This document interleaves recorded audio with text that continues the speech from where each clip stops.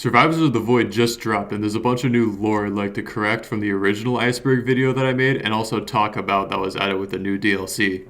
I think it goes without saying, but watch the original one first and then come back to this one. But there's some stuff that was in the original one that I'd like to correct here, and that's the point of me making this video to begin with. Also, how did all of you get here? Get out of my house. I'll talk about what I'm going to do with this YouTube channel at the end of this video, but for now, this one is going to be divided into 3 parts. Part 1 is going to be correcting stuff that was wrong in the original video. Part 2 is going to be elaborating on stuff I think is right, but I didn't give enough time. And the last part is going to be strictly Survivors of the Void content, and I'll mark spoilers when it comes up. A white boy who busts it down sexual style is not necessarily considered goated with the sauce. Whenever I was talking about survivors from Risk 1 and Risk 2 being different people, I brought up the idea of there being certain unique survivors like Acrid. However, I neglected to mention Rex being one of a kind, which he obviously is, and Captain could also be considered one of a kind. The biggest indicator for that is the shotgun on his arm, and another captain is mentioned in the Heretics logbook, escaping her and failing. But this whole argument strays from like the original point on the Iceberg itself, just saying that, hey, the characters that are overlapping from the games are different people. On the same topic of Rex, whenever I talked about him originally, I talked about how he was successful in growing multiple plants, but in reality, he only kept one singular plant alive and developed a relationship with that single plant, not like a whole bunch. Whenever the robot was looking after the one plant, it took it out for some sunlight, which was a breach of protocol, and it was forced to be shut down, but we never actually see the shutdown process happen, and Rex slaughtering the crew is just a way to explain how he escaped to begin with and ended up in abyssal depths. There were a couple other points that I forgot to mention when talking about Void Reavers being space cops. Specifically, whenever you kill Mithrix, Void Reavers show up, and the reason for doing so is likely because you're so powerful and able to kill like a moon god. So the reason for showing up is just trying to detain an entity that's so powerful, in the same way that detained Acrid for his knowledge. Siren's Call also has an artifact code that's partially taken by Void Reavers. And even in the Bazaar Between Time, where you find the entrance to the Void Fields to begin with, there's dead Void Reavers there, which could indicate that they were trying to take the Newt himself. Their reason being could be his connection to Mithrix and lunar items, but it's not super clear. I never actually played Risk of Rain 2 when sticky bombs were super overpowered, but they originally stacked multiplicatively instead of linearly. So if you had a 100% proc chance on the sticky bombs by stacking them, the damage would be absurd. Whenever I was talking about the Providence statues on commencement, I showed the wrong visual. I just showed like a random sword. So these are the 2 statues that are actually being referenced. When I said Covenant Gold did nothing except made you shiny, it actually doesn't make you shiny. I'm peddling misinformation over the internet. Unsurprisingly, Reaper's Remorse is not actually Trophy Hunter's Tricone. In the same comment talking about the Rex stuff, it also tried to correct some of the points I made about the growth cycle of parents. It explains the entire idea far better than I ever could have, so I'm just going to read the comment verbatim. So thank you to Master of Laziness for all the corrections and comments. The parent is the youngest. Like how a regular star is the youngest, it ages into a giant, much like the grandparents. The giants either explode or shrink into a dwarf, which is the oldest, like the child. Turning from a grandparent to a child would allow for the creation of new parents, aka stars, by scattering star-borne materials. A giant is the best for creating new stars due to its high gravity, and as such, the grandparent incubates the egg. The young stars, parents, have more power and thus are seen as watching over the small dwarves, children. Thus, the children lay the eggs, the grandparents incubate it, and the parents hatch from it and take care of the children that made it. Then the parents age into the grandparents and then a child. Also, there's no child enemies in Risk 2, even though they're in Risk 1, implying that the survivor killed the children and grandparents from the first game, and only enough time has passed for the old parents to turn into grandparents. Yeah, that was the one entry that actually induced brain rot. That's all I have for corrections right now, but I guarantee there's still probably like minute details that I missed, but I'm just gonna move on to elaborations and the new stuff I'd like to talk about. Woof woof, bark bark. Jack Nicholson will play Chain Chomp. In the first game, the last artifact you're able to unlock is the Artifact of Origin, and what it would do is spawn in a purple imp vanguard every 10 minutes, and it would just try to fight you. And it's implied that this is the artifact that the imps are looking for whenever they're talked about in various logbooks. A possible lore explanation for why Artifact of Origin isn't in the first game could be you escape the planet with it, or it's somewhere in the void. But realistically, it's probably because Artifact of Vengeance is just a better version of Artifact of Origin. Also, just a side note, Imp Overlords in the first game are called Manager of Jazz Hands in the game files. I just thought that was funny. Regarding Deadbolt and Risk of Rain being in the same universe, it could technically be true because Deadbolt takes place in The Place, which is purgatory or like limbo for souls that can't die. So maybe there could be like some connection between players or enemies dying going to The Place, but that's just speculation and it's probably not true. A lot of the information I'm going to talk about now comes from JeffNuts21 on YouTube, where he has videos going through a bunch of unused content, so go sub to him. Similarly to Holler Body, that unused car asset, there's two other ones called Pop Mobile and Pop Mobile 2. The only thing differentiating Holler Body from Pop Mobile and Pop Mobile 2 is the fact that they have Commando's M1, and Pop Mobile 2 has a pot inside of it. The Risk of Rain 2 Sniper iteration had most of his kit finished except for his R, which was his spotting drone, and it had the same first-person scope M2, kind of like what Railgunner has, and the model for Sniper was unfinished and looked like a textureless commando with a broken back. Apparently, the Glass Mithrix model was supposed to be something similar to the Providence fight, where there were going to be clones and you were going to fight them alongside Mithrix, but that's not actually confirmed and it's just speculation. However, along with the Glass Mithrix model, there's two other models that kind of look like lower poly versions of the original ones, which are the Beetle Guard and the Beetle. They still function the same as their normal variants, they just have a different model, and that's it. Assassin had a good amount of his kit made, but it was still incomplete. His M1 did a slash with his two daggers, his M2 was a placeholder bomb that did no damage, his utility was a 3 charged blink, it was copied off of Huntress. It's not like the phase blink, it was like the default blink, and he didn't have a special. AI Test, the map that was used to test AIs, had an active teleporter on it that took you to stage 1 if you used it. And in the anniversary update, it added an exploding lunar chimera and a grandparent in addition to the lunar golem that was already there, but the two didn't move. In addition to old commencements still being in the game files, you can play on Prismatic Trials selection screen, the Eclipse selection screen, the character selection screen, and the intro and outro cutscenes with console commands. The Affix Echo unused elite aspect that spawned clones could be a callback to the shattered mirror equipment from the first game, which duplicated your skill effects. And the version that we have in the game files for the second game shot out orbs similar to that of the Resonance Disc. And this is me just speculating, but maybe these AI that were used in Affix Echo could have been used to make Gubo Jr., one of the new equipment in Survivors of the Void. These two weren't on any tiers in the original video, but the Ancient Wisp and Archaic Wisp, two enemies from the first game, have full models in the game files. There's mods that add both of these into the game, but Archaic Wisp had a shot that rolls on the ground originally, and Ancient Wisp now, in the modded form, is a playable character. That's all the stuff that I wanted to elaborate on and talk about regarding the original video. Now it's time to talk about the shit that people actually cared about, Survivors of the Void. But every once in a while, he would let chat peep the horror and put this like red and black pulsating mass on screen. A good amount of the lore logs added with Survivors of the Void isn't super groundbreaking in terms of story, but I've compiled the ones that I think most people want to hear about or I just think are interesting, starting with the Void Fiend.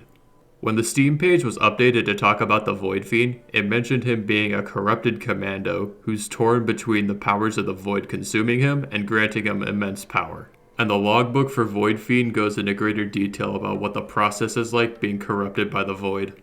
It's a mentally anguishing process involving tests being done for what would feel like an eternity. Time seems to pass, but there's no way to gauge for how long because the darkness is all-encompassing. When one is fully taken over by the void, the only urge left is to consume others and have them share in the same fate. And whenever you end a run by killing Mithrix, the end text says, "And so it comes for all of us." Railgunner doesn't have any lore in her logbook, it just talks about how snipers are good enough to hit a snipe, which is a kind of bird, and that's why they're called snipers. And it ends with, rails are a kind of bird too, and the person who said that is told to get out. Next, I'm going to be talking about the enemy logbooks, and starting with the void enemies.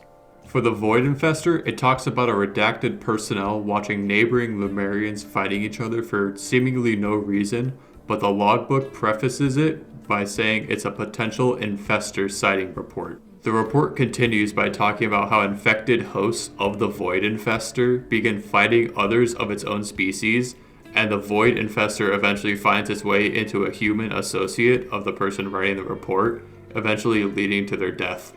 Next is the Void Barnacle, and it talks about the process of traveling through the void and crossing the planes to access the void. It's kind of a weird log that I'm not really sure how to explain, but I personally think it's talking about the process in which a void enemy transfers something into the void dimension due to the constant reassurance mentioned in the logbook. To quote it, "Do not worry about any of our premier fauna you see in the distance. And do not worry about the infinite sky, and do not worry about any panic attacks you have while attempting to perceive it." Maybe part of the corrupting process that void enemies have is just perceiving their forms because they're like cosmic Lovecraftian horrors.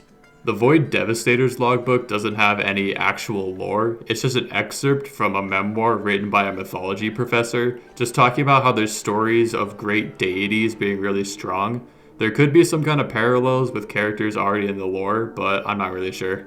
The Void Jailer's log is pretty cryptic, talking about what I assume is the futile efforts of people pursuing the void on their own volition, specifically with the lines, "deeper into curiosity, deeper into hubris, deeper into the depths of creation," and "as you struggle against the void, you may find that every path you take just brings you deeper, deeper, yet deeper." My theory for this one is the depths being described could be like the corruption of the void entities themselves, and the deeper you go, the more you just lose yourself and the more you just become a void creature. Next, I'm going to be talking about the Xi construct and the Alpha construct together, and their lore goes a little something like this. Yo, son, what's up? What? You're not my dad! You also hear something! Ugly ass fucking noodle! Yeah, it's literally just robot daddy issues, and when I first saw these enemies, I thought they were like based on the construct enemies from the first game, but no, there's just no lore. It's robot daddy issues and that's it. The larva, the blind vermin, and the blind pest all kind of follow the same theme of them being like research papers done on fauna in the area. There's nothing really interesting to say about them. Although the character Tharson, a guy who shows up in a bunch of other research style logbooks, shows up in these three, there could be some significance behind it, but I'm not really sure. The Clay Apothecary one is pretty interesting, considering it talks about the origins of the tar, which came from a falling star and it spread to the world of Ophelia, which is like all the desert themed areas. The tar is described to be like a sentient parasite kind of plague, and it offered power to the doomed people of Ophelia and promised them energy and power, and because they're living in a desert, they're all like really exhausted and stuff, they accepted it. By taking in the tar, the people of Ophelia began creating pots to allow the tar to be carried and allowed to consume even more stuff. It got to the point where the rivers, the livestock, and even the people themselves were all consumed by the tar, and they had nothing left to give to the tar itself. That was until a mighty hero riding on a blue dragon offered the people of Ophelia salvation. However, this didn't stop the tar from spreading. Providence is the hero that was mentioned in the logbook, and the blue dragon could have been one of the gilded worms that you fought during the boss fight in the first game. This is just another case of Providence seeing the people on Petritor 5 as kind of like his children and wanting to preserve them in some way. And on the same topic of Ophelia, I'm going to be talking about the new stages, starting with Ophelian Sanctuary. Ophelian Sanctuary is a part of Ophelia that's uncorrupted by the tar, and the logbook for the map also mentions the same hero who came and saved them. When you contrast this with the Banded Aqueducts, it makes you wonder if it always looked as desolate as it does. Siphon Forest log talks about a private from the UES Safe Travels being deployed on a scouting mission to report xenobiology activity in the area. During said mission, they eventually succumbed to the elements, Lemurians, and stone golems that appeared, in a similar way to Titanic Plains. With this being the third snow-based map to be added to the game, I wonder if there's any connection between this map, Ancient Valley from the first game, and Rally Point Delta. But what is most likely the case is the fact that snow makes a good biome, and all three are just kind of aesthetically linked, and that's about it. Sulfur Pool's logbook comes from the perspective of Scouting Mission Delta Alpha Bravo, or DAB, where the mission team finds the pools and sees them as a suitable place to set up a temporary thermal power grid in the area. However, like with every single logbook in the game, things eventually go awry when sulfur gas leaks into the station they set up, and the liquid in the area is also just liquid sulfur, not water, resulting in the mission team's demise. The information in the log itself is listed as classified, meaning there could have been some kind of cover-up involving this biome. The Void Locust one is a bit weird because it comes from the perspective of someone we don't know, and they managed to find their way into this place through a portal, and they stepped through it because they're a moron, as self-described. Some of the log reads as follows: the fog keeps it stable, the cells and the joints, the cradles, they like the fog. I've tried choking them, stop the fog, but they last a while. A lot longer than I'd survive in the fog, couple hours maybe. The cradle goo is sustainable. I feed it and in return it gives me food. Tastes like clam chowder sorta. Initially, I thought this was from the perspective of some native of the planet, like a Lemurian or something, but then they talked about clam chowders, so it kind of muddies the water a bit. The log goes on to describe the environments and having no general sense of direction, and also mentioned seeing a chef bot once. The Planetarium's log describes an individual being trapped in the simulacrum and how it is a never-ending purgatory with no escape. The speaker talks about living millions of lives, defeating an entity in various ways, spending time with someone else and having kids with them, and experiencing the hardships the children face. The lifetime with this person ends, and the speaker wakes up back inside the simulacrum, realizing none of it ever actually happened. The entity described being slain multiple times is actually the one keeping him here, and it's the alternate final boss, the Voidling, whose log I've saved for the very end. The Voidling is likely the keeper of the simulacrum and the leader of anything void related. The log for the Voidling describes a group trying to get rid of it, and due to its size, they're unable to defeat it. The strength and mental power it has over them is just too great. They begin staring into the Voidling as it invades their minds. It scans them and demands them to bring presents or any gifts that might be able to appease it. Feathers from local species, masks from strange spirits, abandoned metal scraps, and rusty old equipment. Just as one of them begins to break free and strike the Voidling down, it vanishes. We almost got rid of it. I'd end it here, but there's one log I forgot to mention while editing this, and that's a log for egocentrism, one of the new lunar items. Egocentrism, despite being a really shitty lunar item, has some pretty interesting lore reading from the perspective of Mithrix. He feels remorse for the way he viewed his brother, reflecting on the potential flaws in his own creations. However, it is quickly dismissed when he speaks of the way Providence banished him to the moon, even after Mithrix showed him how to create life and helped him do so. He even, quote, looked out for you after her death. He feels betrayed by his brother for loving imperfect, flawed vermin instead of him, but deep down he just wants to hear from him again. The her is mentioned a few times in various other logbooks, and it's still unclear who it is at this point. Somehow, I thought like the DLC was going to clarify that, but guess not. I'm still of the opinion that Nuka Hana is the her that's mentioned numerous times, but it's just speculation and I could just be a dumbass. And that's all the lore I'd like to talk about with Survivors of the Void and all the updated stuff I want to talk about on the Iceberg.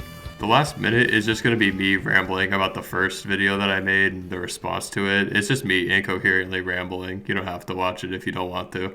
If you watched this far, thanks for watching. So whenever I released the first Iceberg video, I was kind of expecting maybe like a couple thousand people to watch it, considering Iceberg videos are kind of a trend on YouTube.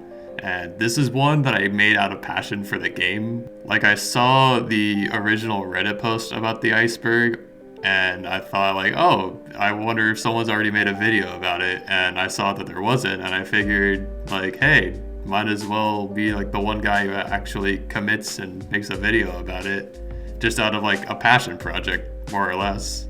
And I'm not gonna act like I put a stupendously, like, ridiculous amount of effort into making the original video. Like, for the audio of this one, I'm covering myself with my bedspread to try to, like, not make it as echoey.